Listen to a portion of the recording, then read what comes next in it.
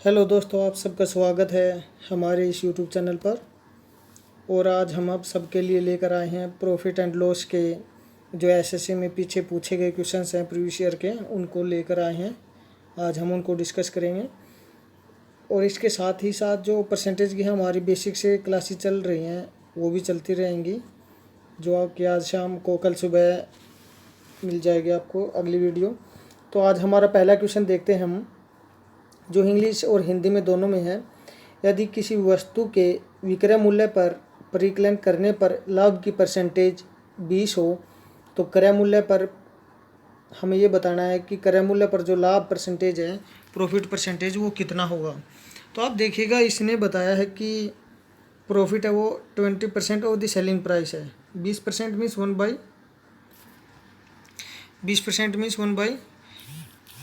हो गया। तो अगर सेलिंग प्राइस का है, अगर हमें ये पता है कि एसपी सेलिंग प्राइस वो 5 है तो एक प्रॉफिट हो रहा है, तो कॉस्ट प्राइस यहाँ पे हमको 4 हो जाएगा। तो प्रॉफिट इसने बताया कि 1 हो जाएगा प्रॉफिट। तो कॉस्ट प्राइस पे बताना हमें प्रॉफिट कितना हो रहा है। तो 1 का प्रॉफिट हो रहा है 4 पे, तो कितना परसेंटेज आ जाएगा, ये 25% हमारा आंसर हो जाएगा, जो कि सी ऑप्शन हमारा है। अगले क्वेश्चन की ओर चलते हैं।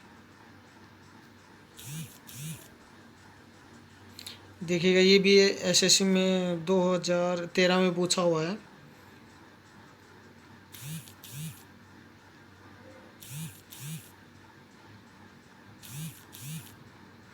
देखिएगा, यदि 150 रुपये से 300 रुपये तक की कीमत के बीच खरीदी गई पुस्तकें 250 रुपये से 350 रुपये के बीच की कीमत पर बेची जाएं, तो हमें मैक्सिमम अप्रोक्सीमेट संभावित लाभ बताना है, प्रॉफिट बताना है, जो 15 बुक्स हैं, 15 पुस्तकें बेचने पर उसको मिलेगा।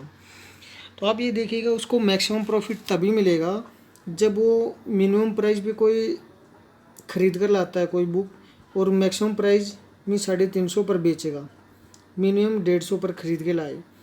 अगर वो हो सकता है 150.5 पर बेच सकता है, लेकिन हमें अप्रोक्सीमेट बताना है, एग्जैक्ट नहीं। तो हम इसको 150 ही मान लेते हैं, 150 ही मान लेते हैं मिनिमम प्राइस जो वो परचेज करके लाया है। तो आप देखिएगा, अगर एक बुक वो परचेज करके लाया है 150 रुपये में, और उसको सेल कर रहा है, सेलिंग प्राइस मतलब 350 में उसको सेल कर रहा है, तो आप देखिएगा कि उसका मैक्सिमम प्रॉफिट हो रहा है 200 हो रहा है, एक बुक पर हो रहा है। तो हमें बताना है 15 बुक पर कितना हो जाएगा। 15 बुक पर 3,000 रुपये हो जाएगा, जो कि हमारा डी का आंसर हो जाएगा। अगले क्वेश्चन की ओर चलते हैं।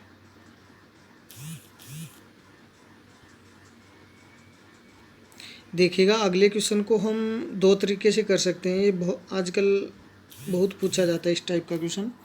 एक तो इसको हम बेसिक करेंगे और एक विदाउट इसको एक्स या वैसे करेंगे, शॉर्ट करेंगे। देखिएगा, एक विक्रेता को 33 मीटर कपड़ा बेचकर उसके 11 मीटर कपड़े के लागत मूल्य के बराबर प्रॉफिट होता है, तो हमें प्रॉफिट परसेंटेज बताना है। देखिएगा, हम अगर उसको प्रॉफिट हो रहा है तो इसका मतलब सेलिंग प्राइस ज़्यादा है। तो 33 मीटर कपड़े का जो एसपी है, उसमें से 33 मीटर कपड़े का सीपी अगर मैं घटा दूँ, सब्ट्रैक्ट कर दूँगा, तो प्रॉफिट कितना हो रहा है। इसने बताया 11 मीटर कपड़े के सीपी के इक्वल, कॉस्ट प्राइस के इक्वल। तो देखिएगा, ये कॉस्ट प्राइस इधर आएगा तो ये ऐड हो जाएगी, इसमें 44 हो जाएगा, और सेलिंग प्राइस 33 यहाँ पे। देखिएगा, ये आ जाएगा। यहाँ से अगर मैं इनका रेशो देखूँगा तो मेरे पास सेलिंग प्राइस और कॉस्ट प्राइस का रेशो आ जाएगा। ये कॉस्ट प्राइस नीचे चल जाएगा, 44/33 हो जाएगा। तो आप देखिएगा, उसको यहाँ पे प्रॉफिट हो रहा है कितने का, 11 का प्रॉफिट हो रहा होगा उसको यहाँ पे।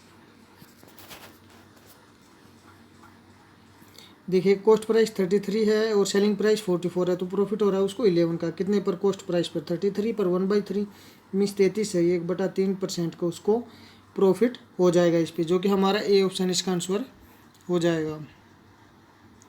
तो आप देखिएगा, इसको हम दूसरे तरीके से कर सकते हैं। एक इसको समझिएगा, इसने जो यहाँ पे बोला है कि कॉस्ट प्राइस 11 मीटर कपड़े कॉस्ट प्राइस के इक्वल उसको प्रॉफिट हो रहा है। जो ये लास्ट की स्टेटमेंट बोलेगा, कॉस्ट प्राइस या सेलिंग प्राइस यहाँ पे जिसके इक्वल प्रॉफिट या लॉस होगा, उसको हम पहले के इक्वल मान लेंगे, जो 33 मीटर है उसको हम पहला मान लेंगे। ये जिस तरह अब कॉस्ट प्राइस दे रखा है तो उसको 33 मान लेंगे, यहाँ पे हम कॉस्ट प्राइस 33 है, ठीक है। और हम अगली स्टेटमेंट जो को सेलिंग प्राइस वो डिपेंड करेगा उसको प्रॉफिट या लॉस हो रहा है। देखिएगा उसने बताया कि प्रॉफिट हो रहा है कितना 11, तो हमारा सेलिंग प्राइस यहाँ से कितना आ जाएगा, जब कॉस्ट प्राइस 33 है तो सेलिंग प्राइस 44 हो जाएगा, ठीक है। तो उसको प्रॉफिट हो जाएगा 11/33, तो यहाँ से 1/3 आ जाएगा, जो ए ऑप्शन हो जाएगा इसका आंसर हमारा। तो आप देखिएगा आपको इसमें कुछ नहीं करना है, आपको ये समझना है इसमें कि जो ये बाद में बता रहा है कि इतने कॉस्ट प्राइस है सेलिंग प्राइस के इक्वल उसको प्रॉफिट या लॉस हो रहा है, हमें वो पहले जो कॉस्ट प्राइस बता रहा है तो हम कॉस्ट प्राइस पहले वाला हो जाएगा जो 33 दे रखा है। अगर ये सेलिंग प्राइस होता तो भी ये 33 हो जाता, हम इसको सेलिंग प्राइस मान लेते हैं। तो इसने कॉस्ट प्राइस दे रखा है तो कॉस्ट प्राइस 33 हो जाएगा। और अगला जो भी सेलिंग प्राइस या कॉस्ट प्राइस होगा वो डिपेंड करेगा प्रॉफिट या लॉस पे। जो 11 का प्रॉफिट हो रहा है तो यहाँ पे देखिएगा सेलिंग प्राइस 44 हो जाएगा। तो इस तरह हम इसको कर सकते हैं। अगला क्वेश्चन देखिएगा,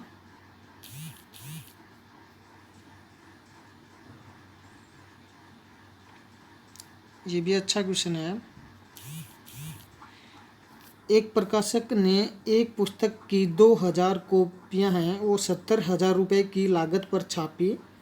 उसने नमूना कॉपीज़ के रूप में 400 कॉपीज़ हैं वो निःशुल्क बांट दी, और उसने जो मार्क्ड प्राइस पर 30% डिस्काउंट दिया है, और हर पुस्तक पर मार्क्ड प्राइस वो 75 रुपीज़ दे रखा है। तो हमें प्रॉफिट या लॉस परसेंटेज जो भी हो रहा है वो बताना है। तो आप देखिएगा इसमें अगर हम देखें तो उसने 2000 जो कॉपीज़ हैं वो पब्लिश करने में उसको 70,000 रुपये की कॉस्ट प्राइस लागत लगी है, मतलब कॉस्ट प्राइस लगा उसको। तो एक ये देखिएगा एक कॉपी का देखूँगा तो मैं कितना आ जाएगा, 35 की लागत लगी है, कॉस्ट प्राइस उसको 35 रुपीज़ का पड़ा है। तो आप देखिएगा कि यहाँ से अगर एक का कॉस्ट प्राइस 35 है, ठीक है, और हम यहाँ देखेंगे कि 400 उसने निःशुल्क बांट दी, तो 1600 जो वो हैं उनको उन्होंने बेच दिया है, ठीक है। तो 1600 जो बुक्स हैं उनको उसने बेचा है। तो आप देखिएगा एक का जब मार्क्ड प्राइस 75 है तो 1600 मार्क्ड प्राइस इतना आ जाएगा 1600 बुक्स का, और एक पे 30% का डिस्काउंट दिया है तो उनको बेचा कितने में, 7/10 पे। तो हम अगर यहाँ से मल्टीपल करेंगे तो देखिएगा 16×5 = 80 और 16×7 = 112 और 8 120, तो 12,000 × 7 = कितना हो जाएगा, 84,000। तो आप ये देखिएगा उसने 1600 जो कॉपीज हैं वो 84,000 में उसने सोल्ड किए, इतने में बेच दिए हैं। तो आप यहाँ से देखिएगा हमारे पास कॉस्ट प्राइस है 70,000 और सेलिंग प्राइस है 84,000, तो यहाँ उसको प्रॉफिट हो रहा है कितने का, 14,000 का हो रहा है। कितने पर, 70,000 पर हम देखेंगे तो देखिएगा कि 1/5 का हो रहा है, तो मीन्स 20% प्रॉफिट हो रहा है उसको, जो कि हमारे ए ऑप्शन इसका आंसर हो जाएगा। और आज का हमारा लास्ट क्वेश्चन हम देख लेते हैं।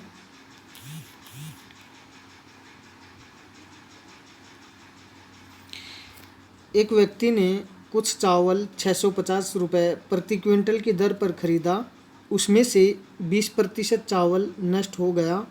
तदनुसार उसे अपना शेष चावल किस दर पर बेचना चाहिए ताकि उसे पूरे चावल पर 20% का लाभ मिल सके। ये बोल रहा है कि 20% चावल नष्ट हो गया उसका, और उसे जो बच गया चावल, उस रिमेनिंग चावल को उसको बेचना इस तरह से है कि उसको ओवरऑल 20% का प्रॉफिट मिल सके। तो आप देखिएगा 20% चावल मीन्स 1/5। अगर उसके 5 क्विंटल चावल था तो एक नष्ट हो गया, तो उसके पास कितना बच गया, 4 क्विंटल बच गया। तो आप देखिएगा हम 5 क्विंटल, वो परचेज तो 5 क्विंटल करके लाया था, तो आप देखिएगा कि 5 क्विंटल चावल का अगर कॉस्ट प्राइस उसको इतना हो जाएगा, 1 क्विंटल का 650 है तो 5 का इतना हो जाएगा, और 20% प्रॉफिट चाहिए उसको। तो आप देखिए 20% प्रॉफिट का मतलब 6/5, इतने में उसको बेचना पड़ेगा। और कितने चावल को, 4 क्विंटल चावल को, क्योंकि 1 क्विंटल चावल तो नष्ट हो गया था, ख़राब हो गया। तो आप यहाँ से देखेंगे अगर मैं इसको डिवाइड करूँगा 2 से 3 2 और ये 5, 15 5 75, 7 और 90 97, 975 रुपये इसका आंसर। अगर इसको मल्टीपल करेंगे हम 975 आ जाएगा, जो कि हमारे डी इसका आंसर हो जाएगा।